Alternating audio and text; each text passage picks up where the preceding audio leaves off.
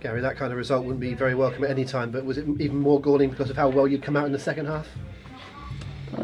Well, we tried to give it a go in the second half without the real quality that we needed. You know, there was a lot of shots going over the bar. We kept earning corners, but couldn't get on the end of any, and that's what disappointed me today. And previous, I think, you know, we've got to do a lot of work on our big lads getting on the end of corners, because when we get a corner, we need to at least get a red on a couple, and we wasn't doing that.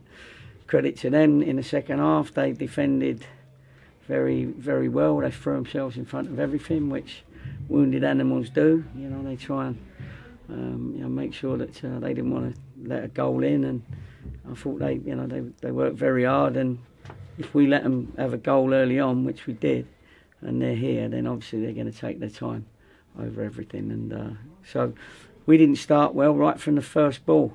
I felt that we had probably the first 10-15 passes just didn't get nowhere, and then all of a sudden you can't pick it up. You know, that's down to players' mental toughness in these games, and they've got to get their mental toughness quickly, early. And we didn't show any quality in the first half at all. People were guessing, people were just kicking it, not passing it, whether it be long or short. You know, we was just kicking it.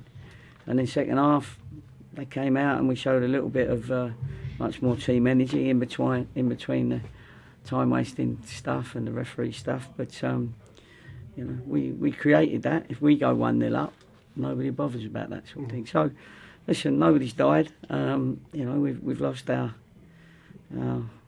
my first game at home in the league. So we're obviously all disappointed. The lads are disappointed as well, as disappointed as everyone. Our supporters, our directors, yourselves, you know, our local media, if you like, and the players, and us as a staff. So, you know, we're all a bit disappointed, but I've got to try and pick them up in 2 days, because we've got a cup final on Tuesday. I thought we did enough in the second half, but we didn't finish off some of the chances that we had that I would have liked to have done. But so there we are. You mentioned the game on Tuesday. Is it of benefit that you get to go again so quickly? You don't have to worry about this result for a whole week. You can go again quite shortly and try and put it right.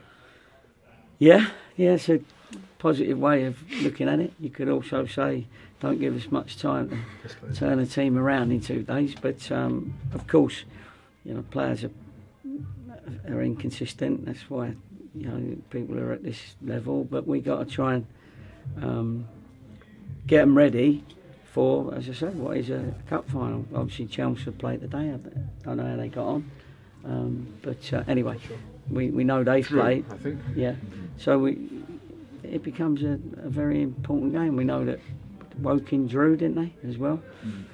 So it's a shame that we let the goal in at the end there when we was trying to go for the winner.